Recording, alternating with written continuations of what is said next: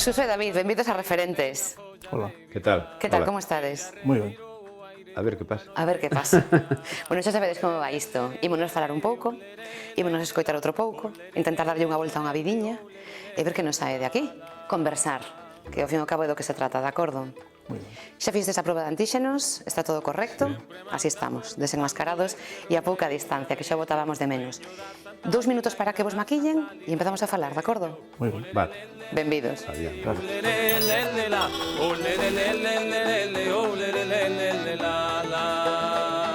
A cuestión do telelixo non deixa de ser unha normalización. É televisión propia dun país opulento.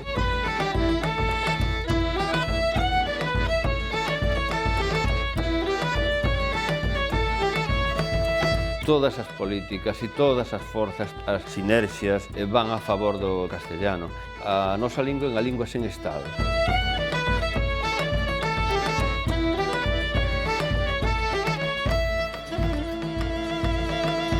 Canto máis fondeiro pozo, máis clariñas hai a auga. Canto máis falo contigo, máis costuras.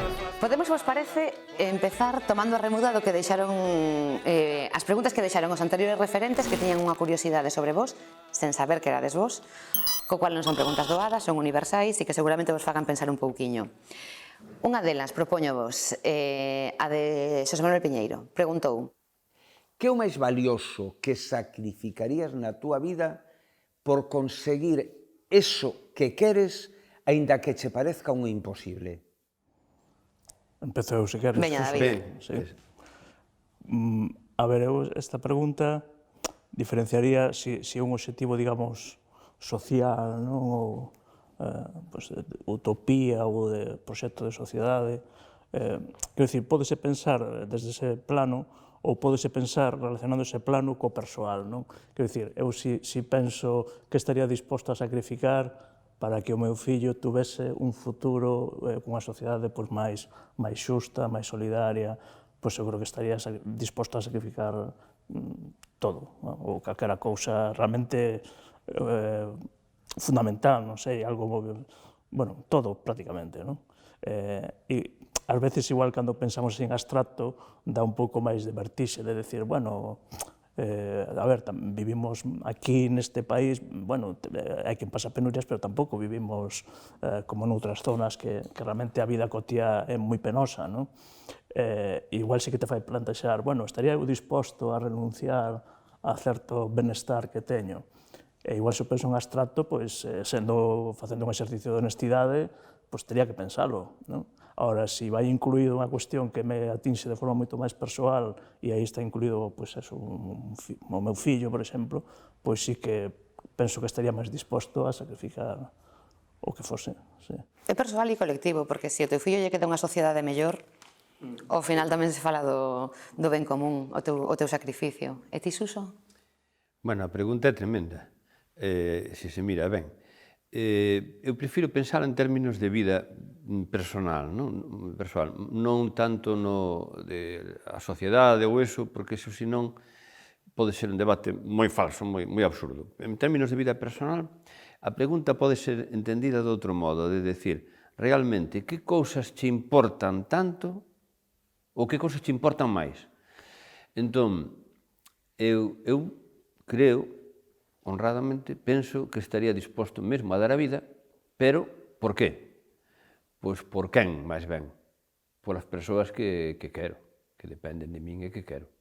É dicir, logo o resto das cousas, o prezo a pagar e tal, home, con dicir eso, é dicir, claro que polas persoas que ti queres, estás disposto a dar todo, e naturalmente aí vai comprendido pois os bens materiais e todo o demais, non? Mesmo a saúde, a vida, todo. É dicir, o importante, a pregunta é tan radical, se se mira ben, que no fondo, dito de outra maneira, é que cousas te importan de verdade. Eu recordo unha vez unha reunión de escritores hai moitos anos, bastantes anos, de escritores de varios sitios, entón houve alguén que se puxo moi, que se saltou moito, ya están aquí discutindo de las banderas, polas banderas, se matan ou non sei que cuanto. Eu dixen, bueno, eu non quero morrer, non quero matar por ninguna bandeira. Pero hai cousas tamén que hai que saber polas que se está disposto a morrer. É dicir, en realidade hai unha pregunta radical. Estás disposto a morrer por algo ou por alguén? Non o sei. Hai que estar disposto. Hai que estar disposto a morrer, se non por algo, por alguén. Eu creo que sí. Porque senón quere dicir que non hai nada que che importe o bastante. Que todo depende do que estea en xogo, claro. Claro. É unha pregunta radical, que afecta o sentido da vida. Estás disposto a morrer por algo? Ou por alguén? Pois eu creo que hai que plantexarse eso. Se non estás disposto a morrer por nada nin por ninguén, é que tes unha vida moi desatendida, non? Ou moi solitaria. Moi solitaria, non? Moi triste, non? Un sentido banal da vida, non? Sí, moi pouco trascendente, moi pouco trascendida. Bueno, pues estamos nos poñendo moi importante, Sí, pero- empezamos Sí, a falar agora. empezar. Sí, no, pero ahora ven a segunda pregunta que é a divertida, porque Camil preguntou vos Cal é o momento máis surrealista que viviches? En plan, que fago aquí? Porque eso ocorre? Que sexa divertido tamén, en plan, non sei, aparecen cabalos no medio da noite ou algo así, que xa me pasou. Empezo, sí. Veña David. Bueno, eu así ocórreseme, non sei se é caído, pero eu creo que ten certa gracia, polo que ten, bueno, eu son unha persoa urbana, eu nacín en Vigo, crecín en Vigo, aínda que teño aldea e tive un contacto, digamos, coa que podemos chamar cosmogonía rural, pero eu non a miña realidade foi urbana, non? E me acordo unha vez, indo á aldea da familia da miña nai, que está no Ribeiro, bueno, a típica quedada de familia grande, porque temos un monte no medio da aldea e había que limpalo, porque os veciños se queixaban e tal. Entón, fomos ali a pasar o día, a comer xuntos e tal. E desencadeouse, mentre estábamos limpando o monte, desencadeouse un destes conflitos de marcos e de pasos cos veciños. E de pronto montouse un conflicto ali importante, de momento de agresividade e de o que decíamos de dar a vida, pois de dar a vida, non? E claro, me vin ali nun momento como mirando eso moi desde fora.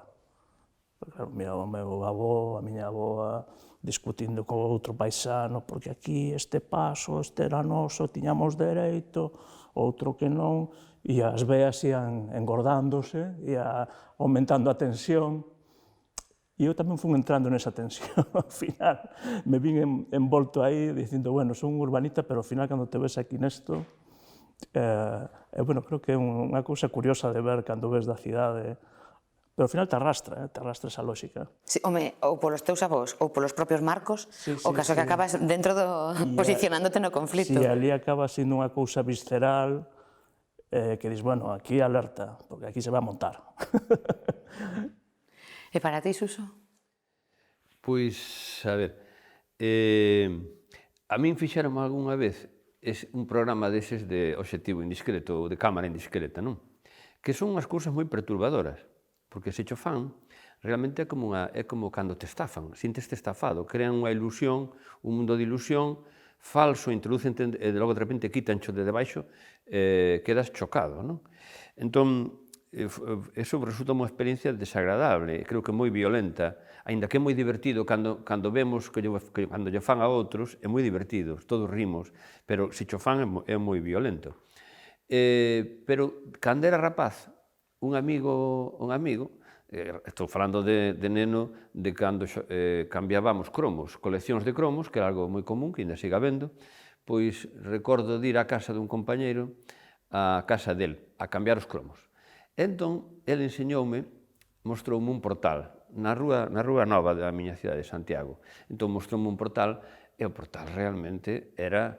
Dixo, que che parece a miña casa? E é un portal realmente luxoso, cunha lámpara de colores, ali tiñan un escano de madeira labrada, unhas lousas, e eu lle dixen, é magnífico, alabándolle o portal da súa casa e tal.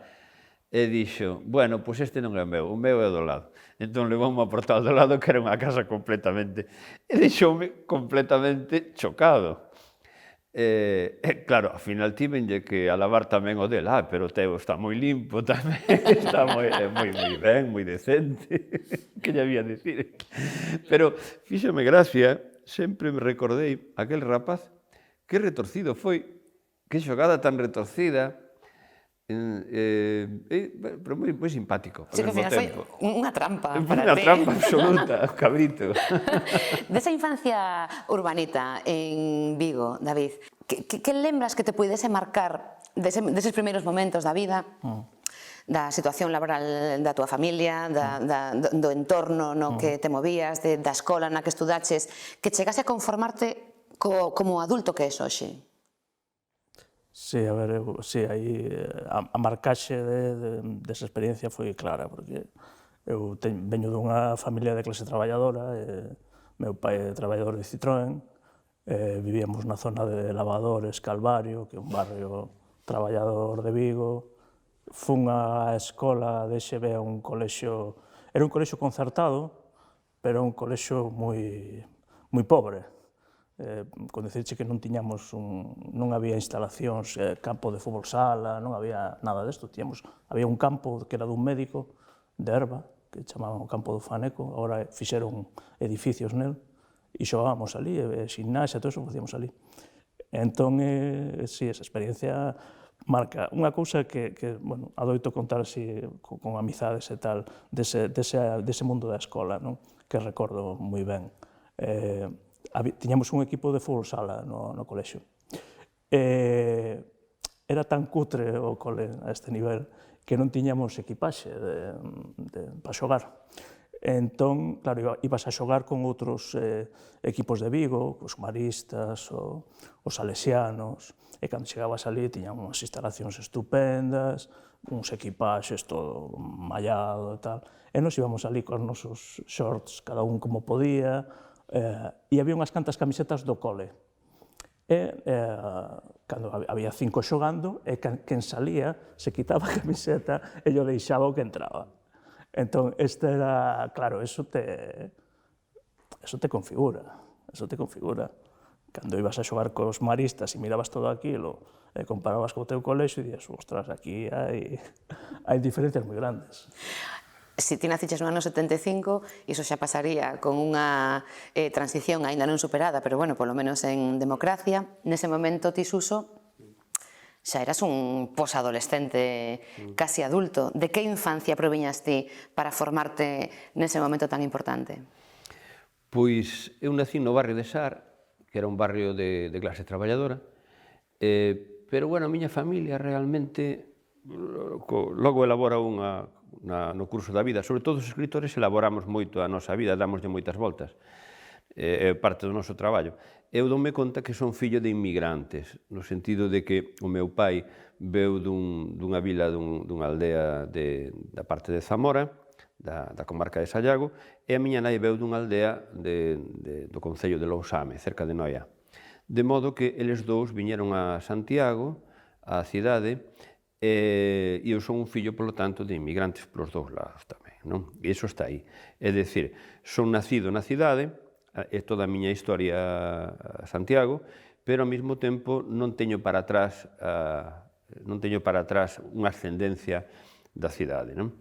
E nací nun barrio que naqueles anos, nacín en xaneiro do 56, case o 55, pódese decir que era posguerra, porque a experiencia da posguerra e da pobreza e das pobreza de recursos e de expectativas prácticamente chegou ata o ano 59, 60, 61, que é cando se abre, por certo, sobre eses anos en Vigo, se crea unha instalación, por exemplo, como é Citroën, que absorbe a gran parte de xente do campo, do entorno e máis do Ourense tamén, non?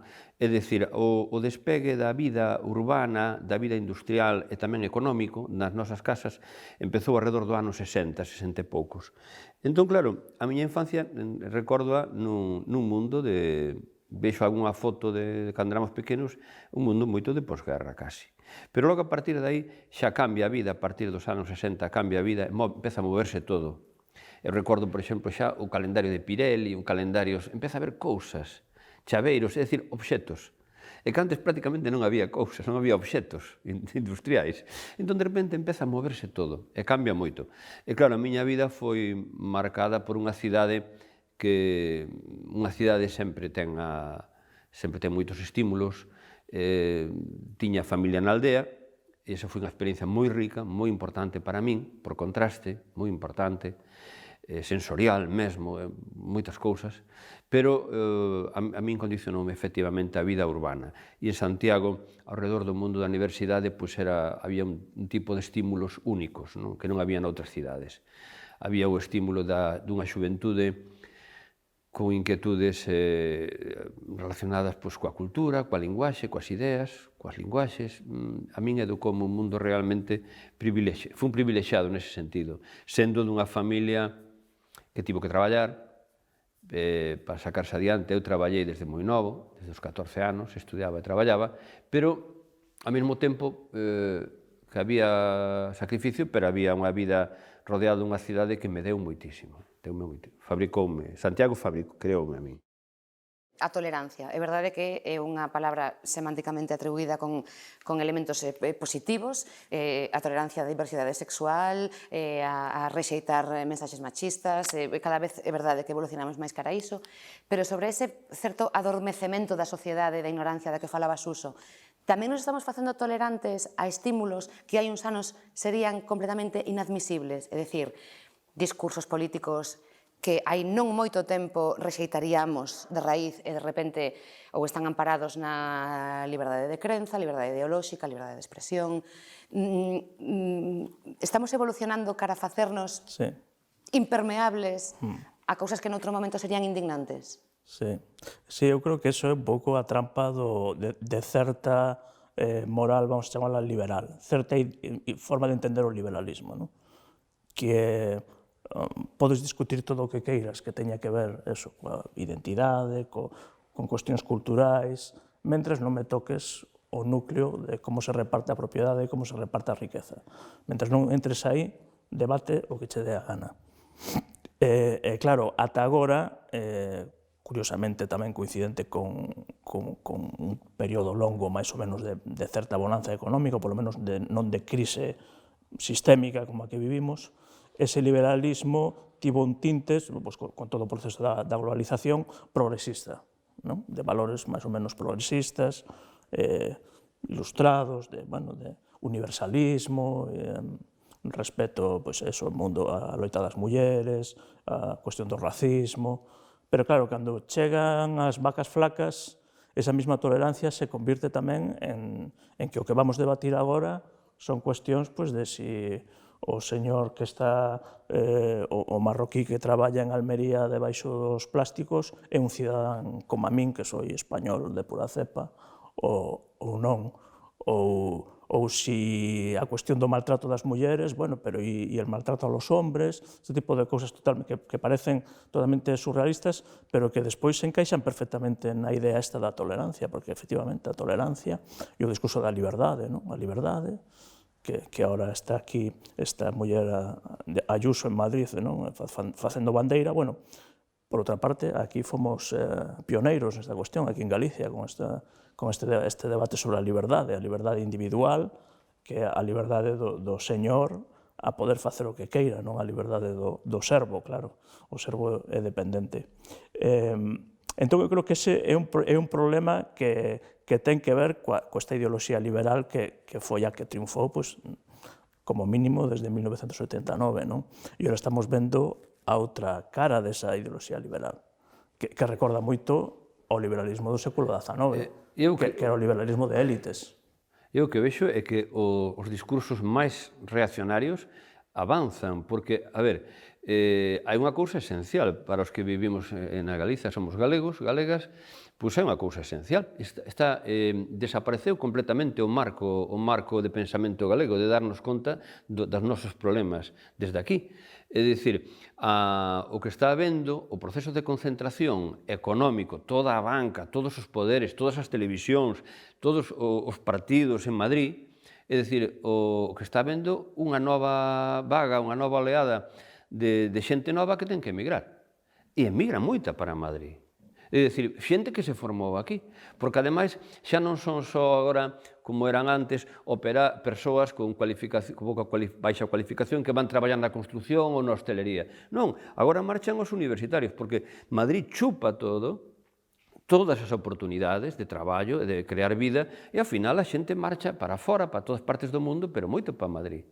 É dicir, entón, non temos un marco propio para nós para decir, oi, nós temos que crear traballo, oportunidades de traballo e de vida aquí. Iso xa non se plantexa, é moi minoritaria a visión galega dos nosos problemas, non? É dicir, entón, ao final, estás vendo que Galicia, ao final, é todo para meter eucalipto, todo o territorio, eucaliptos, ou agora os muiños de vento, non? Bum, por todos lados. O sea, é un mapa que están grandes empresas cortando, repartíndose, e ao mesmo tempo a mocedade marchando. É dicir, empresas nosas cerrando, ou continuando co proceso de concentración, como Pescanova, unha empresa que era insignia nosa, que agora está en la Castellana, en Madrid. É dicir, pero a min o que me preocupa é que non temos un marco propio. Cal é o marco ao final? Pois que estes universitarios, que depois de estar estudando na universidade, cal é o seu referente? Telecinco. Un plató en Madrid onde saen persoas ou personaxes creados, un guiñol creado para armar barullo, para berrar, para escenificar ali un patio. A parte patio. positiva que lle vexo a esa noticia e a esa elección desa xornalista para ser madriña da promoción é que polo menos xerou un debate. É verdade que escolleron a esta muller, pero despois é verdade que sí se viu un debate con argumentos de por que en contra, por que non debería, cando noutro momento quizáis pasaría un pouco... Sí. Ah, pois alégrome. E xerou polémica. Supoño que vistes en redes sociais que hubo... Sí, nas redes sociais. Bueno, claro, meus pais non debateron sobre iso. Claro, e que ao final o que nos quedan son as redes sociais. A relación España-Galicia, a relación Galicia-Madrid, o Estado das Autonomías, aquela configuración que se fixera para que o Estado fose de alguna maneira unificador, pero non controlador, nin non centralizador, que se esvae un pouco cando a Unión Europea realmente é a que decide a onde van os fondos, de que maneira, e o Estado pasa a ser un intermediario, unha canle para eses fondos. Que futuro lle vedes a esta relación Galicia-España, a realidade das autonomías, Galicia-Madrid? O asunto é, como todo na vida, ter poder propio. Na vida funcionan as relacións de poder entre as persoas, na vida social, e o mesmo acontece con iso. É dicir, o problema é termos poder propio. Por iso eu creo que hai que ter organizacións propias, partidos propios, porque Madrid ten todos os partidos do Estado. Todos os partidos do Estado, ao final, son partidos ao servizo dun modelo. Mira, por exemplo, o do AVE.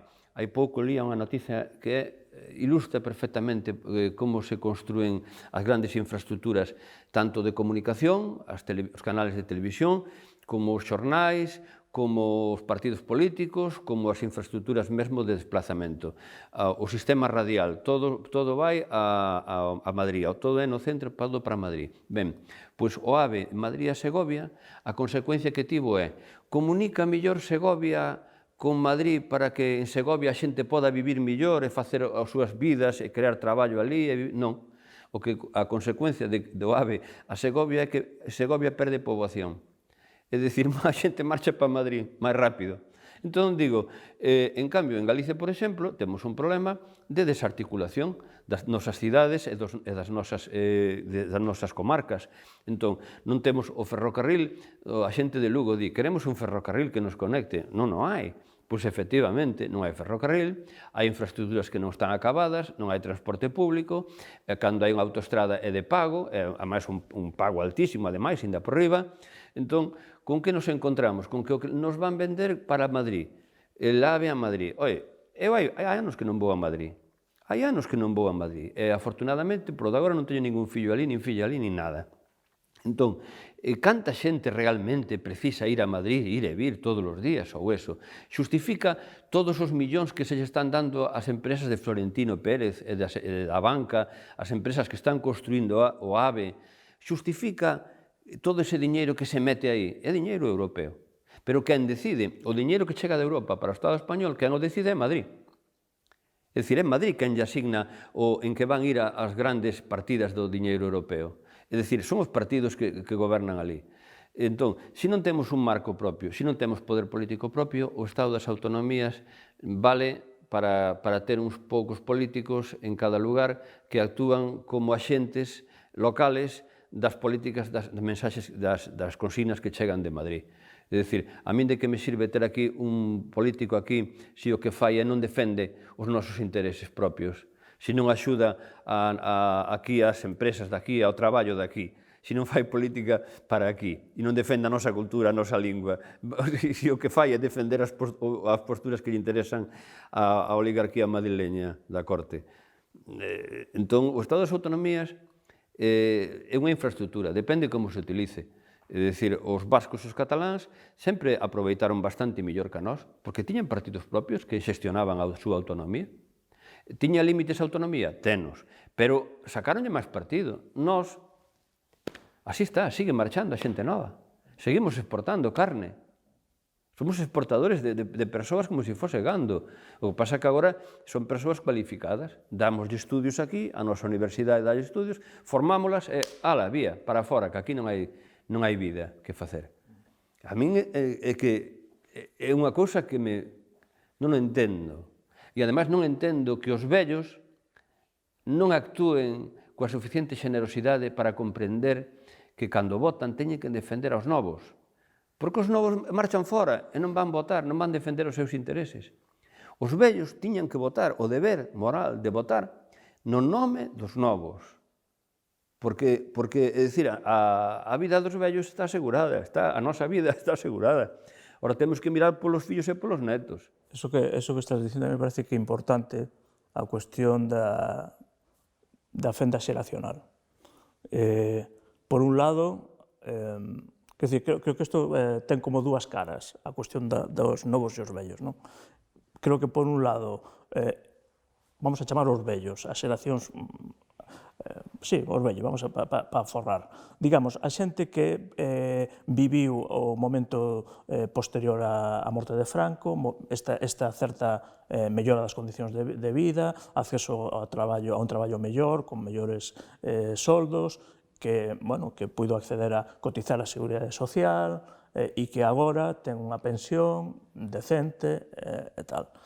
Esta xente, ao mesmo tempo que está sendo o colchón que permite que a xente nova non se afunda e non este queimando as rúas, porque coas cifras de paro que hai e de precariedade que hai non se entende a paz social que hai. Entón, hai algo que está mitigando eso, e eu creo que son estas xeracións vellas. Pero ao mesmo tempo que esta xente actúa de colchón dos fillos, actúa de tapón dos fillos, políticamente. Eu creo que tamén no mapa político cada vez se traduce máis a cuestión do bipartidismo como o refuxo destas xeracións. Ven na súa versión de dereitas, ven na súa versión do que de novos foron progres e agora son xente de dereita, pero que pensa que non o é, que son os que votan o Partido Socialista. Entón, hai esta doble lógica aí, a lógica do colchón e o tapón, e unha lógica endiablada. Eu son xubilado, é dicir, falo desde esa perspectiva. É dicir, eu creo que nós temos unha vida relativamente asegurada, é dicir, e sabe todo o mundo. É dicir, poden rebaixar as pensións, poden empeorar a vida, pero a nosa vida está xogada. É dicir, a estabilidade da nosa vida está xogada, malo será. Pero, en cambio, o que non está e o que é descarnado é a situación que vive a xente nova. Entón, eu creo que hai que dirixirse directamente á responsabilidade persoal e tamén colectiva. A responsabilidade persoal de cada quen. De dicir, ti tes o deber de mirar e de votar e de apoiar as políticas que se fagan que van favorecer o traballo da xente nova na nosa terra. Que teñan o dereito a ter unha vida. É dicir, que non teñan que emigrar. É dicir, entón non vale dicir, non, eu teño que votar porque me dan a pensión. Hai un egoísmo moi grande. A pensión tela asegurada. O que tens que preocuparte e os maiores tendemos a ser egoístas.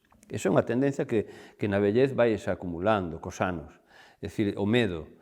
Pero hai que apelar á responsabilidade de... A ver, quen queda no país? Se marchan os novos. É dicir, que se trata? De que non me falte... Non che vai faltar. Pero o drama verdadeiro é a xente que ven, é a xuventude, fillos e netos. Eso... Eu tamén me gustaría comentar unha cousa, falando da cuestión do Estado das Autonomías, non? Eu creo que agora podemos xa facer unha lectura bastante, con certa perspectiva do que supuxo o Estado das Autonomías, non? E ao final, claro, decías tú, nos anos 60 é cando o tema dos polos de desenvolvemento do franquismo se industrializa o litoral, non? As zonas litorais, e aí hai unha certa puxanza económica alrededor de unha economía industrial. Coa transición, claro, cabería pensar que a descentralización política acentuaría esa industrialización, ese seguir con economía productiva no litoral. E, en cambio, o que se produce é un proceso de desmantelamento industrial ao mesmo tempo que hai unha concesión de poder político, que despois cada un usa como pode e como quere. Quero dicir, hai un proceso de reconversións, todo o que supuxo a entrada da Unión Europea tamén a nivel de tecido productivo, e todo iso coincide con un momento no que, por exemplo, aquí, Santiago se erixe como capital administrativa e política. É dicir, hai como unha disonancia entre o proceso de desindustrialización e de ir cara ao modelo neoliberal, financeiro e de economía de servizos pobre, non economía de servizos como hai nos países centrais. Hai unha disonancia entre a suposta acumulación política na periferia e perda de tecido productivo. E na medida en que se produce esa perda de tecido productivo, que ese poder político non é quen de atallar, co xiro financeiro, Madrid empeza a acumular de novo tamén poder político. É dicir, porque Madrid non é unha economía, aí non hai un tecido industrial, é dicir, o poder económico de Madrid parte do momento financeiro, parte da acumulación da banca e do sistema inmobiliario. Entón é curioso como ese rearme político de Madrid coincide co rearme da economía financeira. E as autonomías, eu creo que o Estado autonómico foi realmente concebido para diluir o que naquele momento era o problema real, que era Cataluña e o País Vasco. Está claro. E que ao final, realmente, o gran problema, o sea, non, claro, nos aquí, en Galicia, eu vivo un problema nacional. Son conscientes que aquí hai un problema nacional. Que pasa? Que nós non temos potencia para ser un problema para España. Potencia política. Política, sí, pero incluso diría demográfica, do que representa o noso PIB, porque incluso diría que o País Vasco foi un problema cando estaba ETA, era un problema importante todo o que xeraba eso, e eso trastornaba a vida en España, pero incluso o País Vasco do proceso de paz xa non é un problema como é Cataluña para España. Para España o problema é Cataluña. A hora de que non faga viable o proxecto nacional español que conciben desde Madrid. Que é un proxecto madrileño.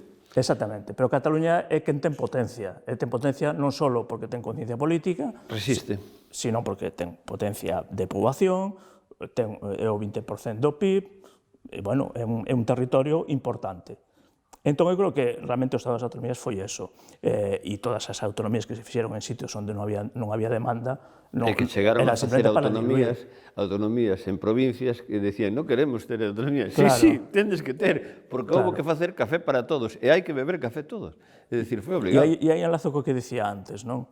En que medida era unha cousa para diluir e non había realmente vontade de dar un poder político que, a su vez, axudase a apoiar o tecido económico e o desenvolvemento dos lugares. Pois o demostra eso, que coincide ese otorgamento de poder político a Murcia ou a La Rioja como momento de reconversión industrial e de desmantelamento. Entón, iso demostra o que ten de proceso de disolución de outro problema que sí que era un problema real e que é o problema que emerxe secularmente en España, porque, claro, o que estamos vivindo agora co proceso catalán e a cuestión do referéndum e tal, Eso, calquera que coñeza mínimamente a historia de España sabe que eso é un proceso recurrente. Sí, cíclico. Recurrente, que Pero nunca se quere abordar. Se non tes dirixencia, se alguén non dirixe, pois estás perdido.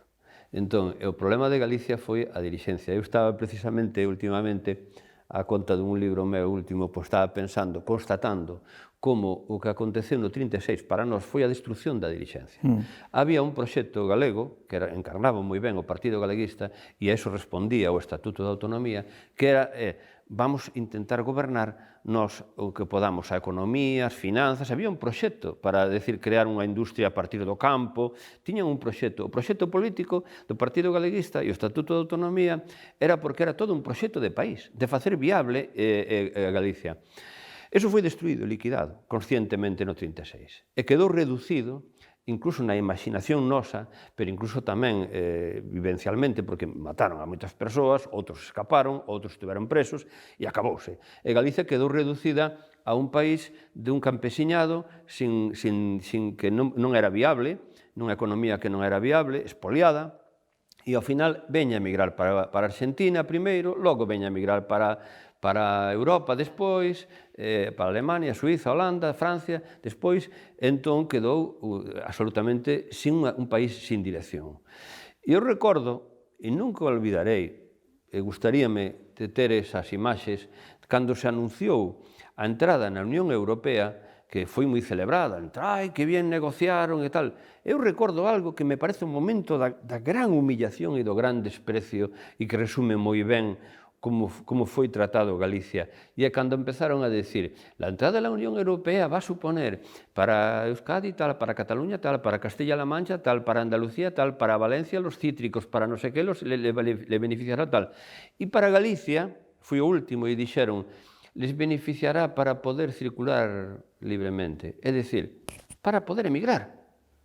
Non negociaron nada dos nosos intereses. Cando se negociaron, isto le beneficiará a isto le beneficiará a esta población deste territorio, tal. E a Galicia les beneficiará para poder viajar mejor, o sea, para poder emigrar. Eso foi o que negociaron para nós. Por qué? Porque non tiñamos dirixencia. Xa non había poder político propio, non tiñamos que nos defendese. Así de claro. Entón, o tema das autonomías son infraestructuras xurídico-administrativas, están aí, son un instrumento, según quen as utilice. Están sendo utilizadas non para crear riqueza propia, porque non están pensadas desde aquí para defender o de aquí, senón o que manden de Madrid. Eu diría dúas cousas. Unha, cando dis para Galicia poder de circular, pois eu creo que un hipotético goberno galego digno de tal nome, é dicir, pensado desde aquí e para aquí, o primeiro que tiña que facer era tomar a palabra iso, a esa cuestión, e tomarse en serio a nosa relación con Portugal. Porque eu creo que si hai algo que despois de todos estes anos de ingreso na Unión Europea podemos decir que podemos ler como algo positivo, foi a cuestión da desaparición da fronteira entre Galicia e Portugal. Que pasa? Que eso, claro, hai que facer políticas despois que acompañen a iso pensadas desde aquí, non pensadas desde Madrid, como estamos vendo, como por exemplo coa cuestión do corredor de mercadorías, do Atlántico, que queren pasar de Porto e que pase por Valladolid ou por non sei onde, cerca de Madrid. Galicia volve, isto é dramático, Galicia volve a quedar excluído dos grandes corredores europeos. Sí, como cando o tren tradicional. E a mí o que me asombra é que isto non sexa un problema e unha movilización. Volvenos deixar quedar excluídos das grandes infraestructuras europeas, encerrados. E vemos que é o goberno portugués que ten realmente máis interese en conectar Lisboa con Ferrol, que para nós sería vital por isto que estamos dicindo, porque ao final tamén a potencia política, é dicir, hai unha parte de conciencia política, pero hai outra parte de condicións materiais, de acumulación de poboación, do PIB que manexes, é dicir, hai cuestións obxectivas.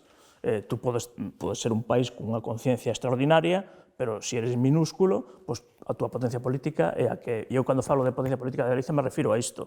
Non me refiro a que teñamos que renunciar absolutamente a nada. Evidentemente, nos temos que optar a todo. E máis aínda, nun contexto como actual, onde, eu creo que tamén outra das cousas que evidencia o proceso catalán, en certa forma, dá a impresión de que rompeu a tarta.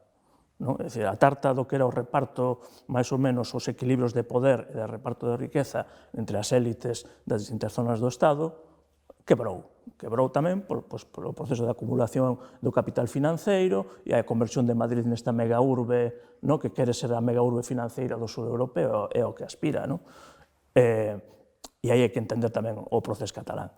Entón, nós tamén, nesa lógica, temos que pensar tamén ao grande, en certa forma. É dicir, se estamos nun momento, vale, estamos nesta estrutura que non nos, a mí, por lo menos, non me gusta tal e como é a Unión Europea, porque non me parece unha cousa moi democrática. Pero, bueno, podemos facer isto? Bueno, pois, traballemos aquí. Traballemos esta gran área. Porque a mí, bueno, eu, como vigués, a mí non me cabe ninguna dúbida de que a potencia dunha gran área ben conectada, Porto-Vigo, pois sería un polo bastante potente. Coa vantaxe de todo o que nos une, xa non só históricamente, culturalmente, sino incluso lingüísticamente. E tamén quería falar un pouco desa cuestión. Bueno, os dous sodes escritores, os dous comunicades en galego, ti ademais fuches profesor de secundaria durante anos de lingua e de literatura galega. O último informe da Real Academia Galega, non o quero cualificar porque non é meu traballo, pero bueno, preocupante como mínimo sobre a perda de competencias nos estudantes de secundaria sobre a nosa lingua. Non sei que valoración facedes non só da situación actual, sino da tendencia que se albisca cara ao futuro. Suso, dalle. É o mesmo que falamos sempre, é dicir, as persoas non podemos, cada un de nós non lle podes pedir a ninguén que sexa un heroe, que unha persoa actúe pola súa conta e que se enfrente a toda a situación establecida. É dicir, todos estamos dentro dun estado de cousas, da situación que se vive, e entón todos vemos as relacións de poder evidentes. Todas as políticas e todas as forzas, todas as sinerxias van a favor do castellano. É dicir, todos os medios de comunicación, os canales de televisión, todo chega a través da lingua que é a lingua do Estado. É dicir, a nosa lingua é unha lingua sen Estado. É dicir, entón, ese é un desvalimento moi grande. E a xente, pois, lóxicamente, como aconteceu sempre, quere o mellor para os seus fillos, e a xente tamén, incluso a xente nova, non é parva. Dicir, se falar, vivir en lingua galega, significa facerte raro, facerte minorizarte, entrar nunha situación distinta do que é a maioría, do que é o xogo. En moitos lugares, sobre todo nas cidades, casi tens que dar explicacións de por que és galego falantes, sobre todo para a xente nova.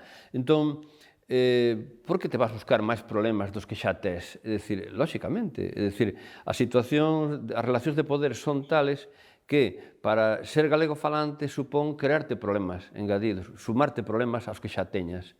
Facelo todo máis difícil, onde os demais teñen dúas mans, ti tens que loitar cunha man atada atrás.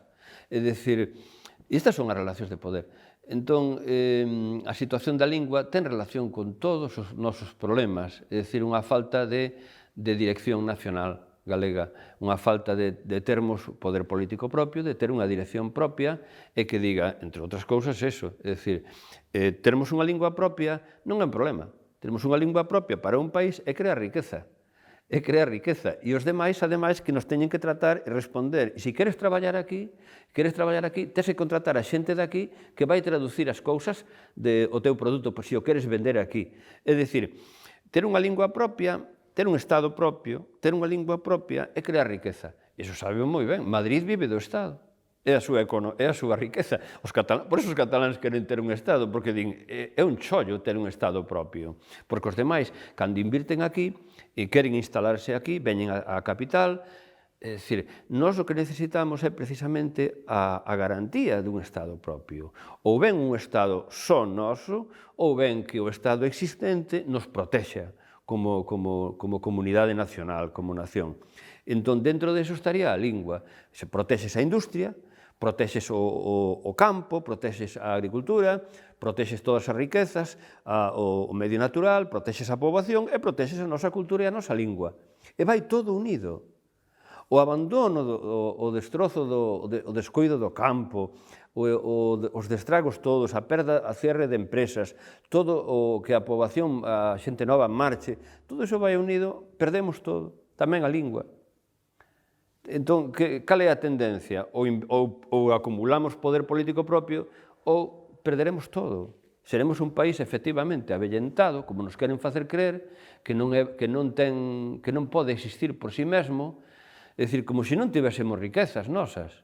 O que pasa é que non nas podemos xestionar, porque non podemos facer políticas, non estamos facendo políticas propias que as xestionen, non apoiamos unha agricultura ou a industria, a pesca. Quen defende a pesca ahora na Unión Europea? Quen a está a defender? Por favor. Sí, a ver, eu creo que hai que enfocar esta cuestión dun punto de vista moi estrutural. A lingua galega foi durante moito tempo a lingua do sistema agrario. E o sistema agrario desapareceu, ou prácticamente o que queda é anecdótico comparado co que foi en Galicia, co que representou sempre en Galicia. Seguramente, e aí seguro que tú estás de acordo, Suso, un dos nosos grandes dramas a hora de actualizar a lingua para un mundo que xa non é agrario, sino que é urbano, burgués, pois foi a liquidación das élites dos anos 30. É dicir, aí sí que había unhas élites que eran conscientes do país agrario no que vivían, pero que tiñan unha amplitude de miras maior e procuraban crear registros cultos para a lingua, editar obras universais na nosa lingua, é dicir, estaban creando un galego para unha sociedade moderna. Creaban empresas, porque creábase ciencia, creábase lingua. É dicir, estábase diseñando un país moderno. Iso abortou. Un país viable, digamos. Claro, iso abortouse. E entón, eso foi para nós un drama, porque ao final o que quedou foi unha subsistencia da lingua, claro, polas propias características do país, que era un país, como se adoitaba a dicir, atrasado, que eu agora cuestiono bastante tamén ese tipo de esquemas, porque eso tamén é algo que temos que pensar de cara ao futuro, a cuestión do atraso ou non atraso, ou potencialidades de algúns pseudoatrasos, que igual son potencialidades. Pero claro, a lingua permaneceu nese nicho. E no momento en que o país, de novo, co tema de transición, o anos 60 xa industrialización, se moderniza, pois claro, perde esa base, e ao perder a base, o castelán entra ata a cociña. É a lingua do Estado, a lingua do poder. Perdona, quería decir, afirmar que a pesar de todo, estamos falando aquí sobre temas de carácter social, de carácter económico, de carácter histórico, nun rexistro culto, elaborando ideas, manexando ideas, e estamos facendo na nosa lingua. É dicir, tamén estamos creando, está habendo unha creación na nosa lingua que nunca houbo, históricamente, desde a Idade Media para cá. Quero dicir que estamos nun momento contradictorio. Está habendo xa unha cultura capaz de vivir o noso tempo, modernizada, en lingua galega, eso existe. Pero existe tamén, efectivamente, o que me enfada, e o que me disgusta, e disgustanos a moitos, claro, que é a gran inercia do poder, que o que fai é a reducción do número de galegofalantes e a reducción de persoas competentes na nosa lingua. En fin, só quería insistir porque eu enfádame. Sí, pero ese punto positivo sí é importante, porque ao final o papel vertebrador da cultura de toda unha sociedade non é un asunto a despreciar en absoluto, non é nada desdeñable. Creo que me trouxestes cousas que teñen algún significado, algunha simboloxía importante para vos, non? Suso, ti que trouxeches? Eu trouxe o cando sempre comigo nalgún bolsillo, que se o esquezo na casa, pois poñome moi nervioso, que é unha libreta. Que analóxico. Que vou facer? Sí, Libreta e bolígrafo, que vou facer? E aí aí tiñas as últimas anotacións do señor Baltar, por exemplo? Teño anotacións? Non, neste non, porque xa teño outras. Ora anotei por aquí un conto que anotei antes de vir para aquí. Cando quedei nun café, entonces anotei quedar nun café cunha muller descoñecida por asunto de traballo, abordar a outra, e foi o que fixen. Quedei nun sitio, na cafetería, antes de vir aquí, a tal hora en tal sitio. E entonces, como eu cheguei un pouco antes de tempo, vin entrar unha muller e tal, e abordei e dixenlle, Isabel, entón, non. Entón, dixen, bueno, marchei. Pero, de todos modos, eso xa pode dar lugar a un arranque dun conto ou dunha situación que seguramente que utilizarei algún día en algunha cousa. Estamos desexando lelo xa, Aquí anoto todo tipo de cousas. E ti, David, que trouxeches? Bueno, pois eu estive pensando a ver que podía traer. Que analóxico tamén bastante analóxico, sí, tamén alguén que foi novo nos 80, 90. Eu, de adolescente, pois, toquei en grupos de punk, de hardcore, cosas destas moi ruidosas, e chegamos a gravar unha maquetiña no 94 con este grupo, Néboa, xa cantábamos en galego daquela. E para min, que simboliza isto? Non é que teña un valor musical, porque quen o escoita agora escoitará moito barullo, pero esconde unha filosofía, non?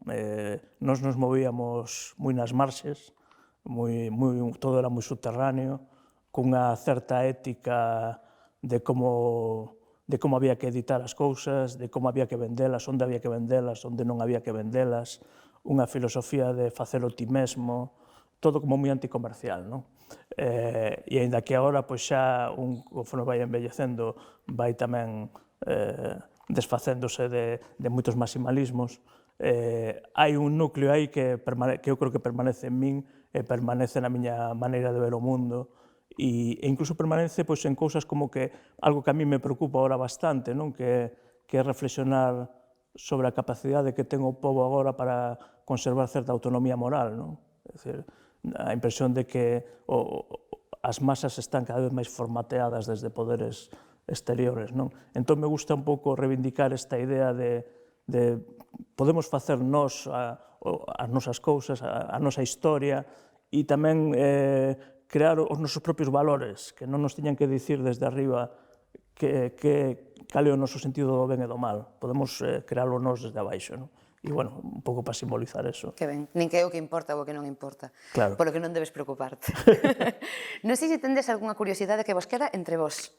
Porque ata hoxe é verdade que vos coñecíades, tiñades referencia e tivedes algún contacto, pero non físico, non persoal. E non sei se agora que xa vos desvirtualizastes e que tivesmos esta oportunidade de achegarvos, se tendes ganas de preguntarlle algo un ou outro.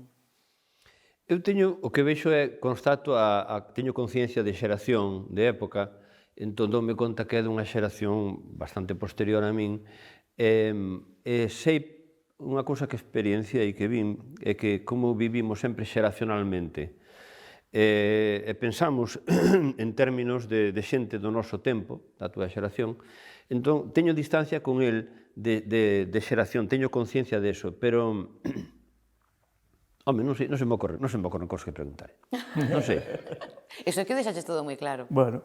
E ti, Asuso? Bueno, pois eu podería preguntarlle... A ver, porque eu, claro, levo tempo seguindo, porque sou unha persona que está na esfera pública desde hai moito tempo, non? E eu percibín tamén unha evolución en certas opinións políticas, non? Non sei, preguntaríalle como viviu el ese paso do Suso de Toro que intentaba pensar unha España viable, co Suso de Toro que agora está moi implicado co tema catalán e que, en certa forma, a veces dá a impresión de que chega á conclusión de que España non ten remedio. Como foi ese... Bueno, eu creo que máis ben responde a unha maneira de entender a vida de que intentar conciliar o ideal co que tes. Entón, eu son partidario sempre de intentar resolver as situacións o que tes. Non tirar coas cousas xa nada máis rompen, non, intentar reparalas. Entón, na medida do posible, eu creo que hai que partir do que se ten. Porque, ademais, digamos que pode haber xente que pense que eu teño unha actitude moi idealista ou moi de grandes ilusións, pero paradóxicamente intento ser pragmático, intento ser práctico. En ese sentido, estás dentro de España, é un Estado, Europa é a que é, vai intentar conservar que as cousas estean, que non haxa moitos líos aquí, de modo que intentas mellorar, reparar, encaixar. Eso foi o que intentei, na medida do posible, eu creo que toda a miña vida. e supoño que será o camiño que quede por diante. Agora, evidentemente, cheguei a unha conclusión evidente. España, son pesimista respecto de España, creo que non ten, creo que está dentro de Europa, está destinada a ser un país de camareiros e servimos vai ser pagar as deudas, pagar o que debamos, vivir unha falsa alegría, unha borracheira de irrealidade, pero dentro deso creo que Galicia necesita ter poder político propio. Entón, os meus esforzos todos, na medida en que poda, é achegar enerxía, acumular a fortalecer o meu país, coa cultura, coas ideas, coa economía, co que poda, fortalecer Galicia. É dicir, defendérmonos, é dicir, intentar defendérmonos o máis que podamos. Entón, simplemente tamén que podía haber xente que xa dixese, pero cando ti intentabas remodelar España xa eu sabía que non tiña amaño. Bueno, tamén hai un aspecto vivencial, é dicir, un ten que experimentalo. E levar un proceso. E levar un proceso. Eu coñecín ben, creo bastante ben, como funciona Madrid, os poderes do Estado, que vin como funcionaban bastante, achegueime bastante a velos, e podo ter un coñecemento bastante cabal. E por iso mesmo chegou un momento en que digo, aquí non hai nada que facer, hai que defender a casa. Pois rematamos os referentes. Que tal o pasastes? Pasastelo ben? Bueno, Estivestes a gusto? Eu moi ben. Bueno, pasouse a mañán. Paso voando. Agradezco moito que viñerades, que fosedes tan xenerosos, que nos dedicarades todos estes pensamentos.